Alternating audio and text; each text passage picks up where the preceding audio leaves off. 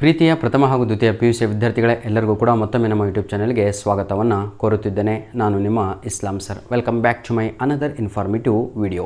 ಹಿಂದಿನ ವಿಡಿಯೋದಲ್ಲಿ ನಾವೆಲ್ಲರೂ ಕೂಡ ಯೂನಿಟ್ ಟೆಸ್ಟ್ 1ರಲ್ಲಿ ಆಗಿದಂತಹ ಏನಂತೀರ ತೊಂದರೆಗಳು ಹಾಗೂ ಅದನ್ನು ಹೇಗೆ ಇಂಪ್ರೂವ್ಮೆಂಟ್ ಮಾಡ್ಕೋಬೇಕು ಅಂಕಗಳ ಬಗ್ಗೆ ಅಂತ ಮಾತಾಡಿದ್ದೇವೆ. ಯಾರೆಲ್ಲ ಆ ವಿಡಿಯೋವನ್ನು ನೋಡಿಲ್ವೋ ದಯವಿಟ್ಟು ಅದನ್ನು ಚೆಕ್ಔಟ್ ಮಾಡ್ಕೊಂಡು ಬನ್ನಿ, ಅಂದರೆ ವೀಕ್ಷಿಸಿ ಅಂತ.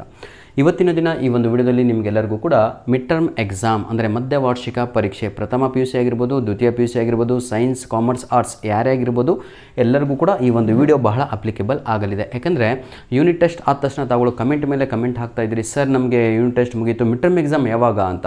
ಮಿಡ್ ಟರ್ಮ್ ಎಕ್ಸಾಮ್ ಯಾವಾಗ ಸರ್ ನಮ್ಮ ಟೈಮ್ ಟೇಬಲ್ ಅಪ್ಲೋಡ್ ಮಾಡಿಕೊಡಿ, ನಮ್ಮ ಟೈಮ್ ಟೇಬಲ್ ಅಪ್ಲೋಡ್ ಮಾಡಿಕೊಡಿ ಅಂತ. ನೋಡಿ ವಿದ್ಯಾರ್ಥಿಗಳೇ, ಆಯಿತಾ, ಕೆಲವೊಂದು ಜಿಲ್ಲೆಗಳಲ್ಲಿ ಆಲ್ರೆಡಿ ಈಗ ಟೈಮ್ ಟೇಬಲ್ ಸೆಟ್ ಆಗಿದೆ. ಫಾರ್ ಎಕ್ಸಾಂಪಲ್ ದಾವಣಗೆರೆ ಜಿಲ್ಲೆಯಲ್ಲಿ ಟೈಮ್ ಟೇಬಲ್ ರಿಲೀಸ್ ಆಗಿತ್ತು, ಅದನ್ನು ಅಪ್ಲೋಡ್ ಮಾಡಿಕೊಟ್ಟಿದ್ದೇನೆ. ಮೈಸೂರು ಜಿಲ್ಲೆದು ಕೂಡ ರಿಲೀಸ್ ಆಗಿತ್ತು, ಅದನ್ನು ಕೂಡ ಅಪ್ಲೋಡನ್ನು ಮಾಡಿಕೊಟ್ಟಿದ್ದೇನೆ. ಹಾಗೂ ಬೆಂಗಳೂರು ನಾರ್ತ್ ಕೂಡ ಸೆಟ್ ಆಗಿದೆ, ಅದನ್ನು ಕೂಡ ಅಪ್ಲೋಡನ್ನು ಮಾಡಿ ನಿಮಗೆ ಕೊಟ್ಟಿದ್ದೇನೆ. ಆದರೆ ಈಗ ನಿಮಗೆ ತೊಂದರೆ ಮಾಡುತ್ತಿರುವಂಥದ್ದು ನಿಮ್ಮ ಜಿಲ್ಲೆಗಳಲ್ಲಿ ಹಾಗೂ ನಿಮ್ಮ ಕಾಲೇಜುಗಳಲ್ಲಿ ಇನ್ನೂ ಕೂಡ ನಿಮಗೆ mid term exam time table ಕೊಟ್ಟಿಲ್ಲ. ಯಾಕೆ ಕೊಟ್ಟಿಲ್ಲ ಅಂತ ಹೇಳಿದರೆ ಇನ್ನೂ ಕೂಡ ಅವರು ಡಿಸೈಡ್ ಮಾಡಲಿಕ್ಕೆ ಅವ್ರ ಕೈಯಿಂದನೇ ಆಗ್ತಾಯಿಲ್ಲ. ನೋಡಿ, ದಸರಾ ಹಾಲಿಡೇಸ್ ಅಂತ ಇದೆ, ದಸರಾ ಹಬ್ಬದ ರಜೆಗಳು ಅಂತ. ಹಾಗಿದ್ರೆ ದಸರಾ ಹಾಲಿಡೇಸ್ ಅಂದರೆ ಏನು ಸರ್ ಅಂತ. ಈ ದಸರಾ ಹಾಲಿಡೇಸಿನ ಮೇಲೆ ಈ ಮಿಡ್ ಟರ್ಮ್ ಎಕ್ಸಾಮ್ ಡಿಪೆಂಡ್ ಆಗಿರುವಂಥದ್ದಾಗಿರುತ್ತೆ ವಿದ್ಯಾರ್ಥಿಗಳಿಗೆ. ದಸರಾ ಹಾಲಿಡೇಸು ಇದೇ ತಿಂಗಳ 20ನೇ ತಾರೀಕಿನಿಂದ ಎಲ್ಲ ಕಡೆ ಪ್ರಾರಂಭ ಆಗುತ್ತೆ. Clear my dear? ಎಲ್ಲ ಗೌರ್ಮೆಂಟ್ ಕಾಲೇಜ್ ಆಗಿರ್ಬೋದು, ಪ್ರೈವೇಟ್ ಕಾಲೇಜ್ ಆಗಿರ್ಬೋದು, ನಿಮ್ಮ ದಸರಾ ಹಬ್ಬದ ರಜೆಗಳು ಇದೇ ತಿಂಗಳು ಅಂದರೆ ಸೆಪ್ಟೆಂಬರ್ ತಿಂಗಳ 20ನೇ ತಾರೀಕಿನಿಂದ ಪ್ರಾರಂಭ ಆಗುತ್ತೆ. ಹಾಗಿದ್ದರೆ 20ನೇ ತಾರೀಕಿನಿಂದ ಪ್ರಾರಂಭ ಆದರೆ ಇವತ್ತು 8-9ನೇ ತಾರೀಕು. ಹಾಗಿದ್ದರೆ ಇನ್ನು 10 ದಿನದಲ್ಲಿ ಎಕ್ಸಾಮ್ ಮಾಡಲಿಕ್ಕಾಗತ್ತಾ? It is not possible.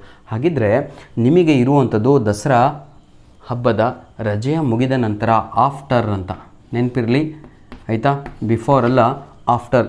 ನಿಮಗೆ ಎಲ್ಲ ನೀವು ರಜಾ ಮುಗಿಸ್ಕೊಂಡು ಬರ್ತೀರಲ್ವಾ, ಆವಾಗ ನಿಮಗೆ ಮಧ್ಯವಾರ್ಷಿಕ ಪರೀಕ್ಷೆಗಳು ರನ್ ಆಗುತ್ತೆ, ನಿಮ್ಮ ಕಾಲೇಜಲ್ಲಿ ನಡೆಸ್ತಾರೆ. ಹಾಗಿದ್ದರೆ ನಿಮ್ಮ ಡೌಟ್ಸ್ಗಳನ್ನು ಇಲ್ಲಿ ಕ್ಲಿಯರ್ ಮಾಡ್ತಾ ಇದ್ದೀನಿ.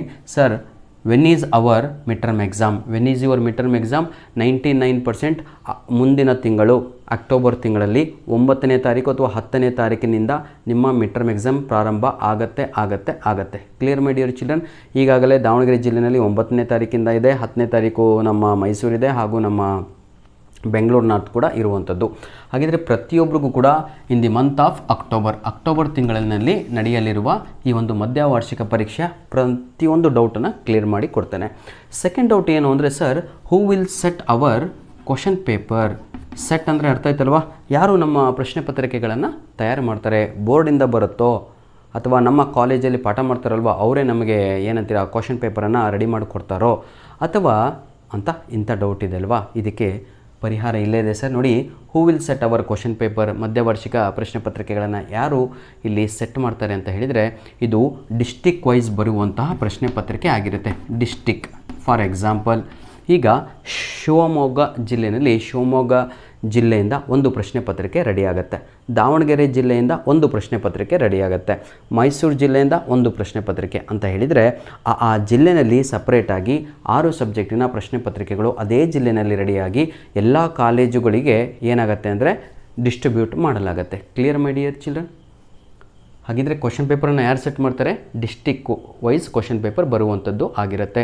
ನಿಮಗೆ ಕ್ವಶನ್ ಪೇಪರ್ ಮೇಲೆ ಇರುತ್ತೆ distinct clear all of you mid term exam ಅಂತಲೇ ಇರುತ್ತೆ. ನೆಕ್ಸ್ಟ್, ಸರ್ ಎಕ್ಸಾಮ್ ಏನೋ ಬರೆದು ಬಿಡ್ತೀವಿ, ಆಯಿತಾ, ನಮ್ಮ ಆನ್ಸರ್ ಪೇಪರು ವ್ಯಾಲ್ಯೂಯೇಷನ್ ಮಾಡೋದು ಹಾಗಿದ್ರೆ ಯಾರು ಅಂತ. ಯಾಕಂದರೆ ಕ್ವಶನ್ ಪೇಪರ್ ಬರೋದು ನಮ್ಮ ಡಿಸ್ಟಿಕ್ ವೈಸು ಅಂತ ಹೇಳಿದರೆ ನಮ್ಮ ಆನ್ಸರ್ ಪೇಪರನ್ನು ನಮ್ಮ ಕಾಲೇಜ್ನವರೇ ಕರೆಕ್ಷನ್ ಮಾಡ್ತಾರೋ ಅಥವಾ ನಮ್ಮ ಬಂಡಲ್ ಮಾಡಿಬಿಟ್ಟು ಅಲ್ಲಿಗೆ ಕಳಿಸ್ತಾರೋ ಅಂತ. ನೋಡಿ ವಿದ್ಯಾರ್ಥಿಗಳೇ, ಪ್ರಥಮ PUC ಆಗಿರ್ಬೋದು, ದ್ವಿತೀಯ PUC ಆಗಿರ್ಬೋದು, ನಿಮ್ಮ ಆನ್ಸರ್ ಪೇಪರ್ AP ಅಂದರೆ ಆನ್ಸರ್ ಪೇಪರ್ಸ್ಗಳನ್ನು ನಿಮ್ಮ ಕಾಲೇಜಿನ ಲೆಕ್ಚರರ್ಸ್ಗಳೇ, ನಿಮಗೆ ಪಾಠ ಮಾಡಿದಂಥ ಲೆಕ್ಚರರ್ಸ್ಗಳೇ ಅದನ್ನು ಕರೆಕ್ಷನ್ ಮಾಡ್ತಾರೆ. Clear my dear? ಧನ್ಯವಾದಗಳು. ಇನ್ನೊಂದು ನಿಮಗೆ ಇದೆ, ಸರ್ ಕರೆಕ್ಷನ್ ಮಾಡುವಾಗ ಅದನ್ನು ಸ್ಟ್ರಿಕ್ಟಾಗಿ ಕರೆಕ್ಷನ್ ಮಾಡ್ತಾರೋ ಅಥವಾ ಲಿಬ್ರಲ್ ಆಗಿ ಕರೆಕ್ಷನ್ ಮಾಡ್ತಾರೋ ಅಂತ. 99% ಎಲ್ಲರೂ ಕೂಡ ಅದನ್ನು ಲಿಬ್ರಲ್ ಆಗಿಯೇ ಕರೆಕ್ಷನನ್ನು ಮಾಡ್ತಾರೆ ಆದಷ್ಟು. ಯಾಕಂದರೆ ಮಕ್ಕಳಿಗೆ ಮಿಡ್ ಟರ್ಮ್ ಎಕ್ಸಾಮಲ್ಲಿ ಅಂಕಗಳನ್ನು ತೆಗಿಬಾರ್ದು. ಯಾಕಂದರೆ ಮಿಡ್ ಟರ್ಮ್ ಎಕ್ಸಾಮ್ ಬಹಳ ಅವಶ್ಯಕತೆ ಇರುವಂಥದ್ದು ಇಂಟರ್ನಲ್ ಮಾರ್ಕ್ಸಿಗೆ.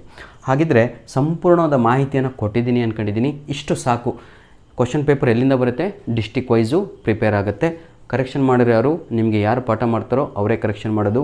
ಯಾವಾಗ ನಿಮಗೆ ಮಿಡ್ ಟರ್ಮ್ ಎಕ್ಸಾಮ್ ಇರುವಂಥದ್ದು ಮುಂದಿನ ತಿಂಗಳು ಅಕ್ಟೋಬರ್ ತಿಂಗಳಲ್ಲಿ. ಧನ್ಯವಾದಗಳು ಪ್ರೀತಿಯ ವಿದ್ಯಾರ್ಥಿಗಳೇ. God bless you all.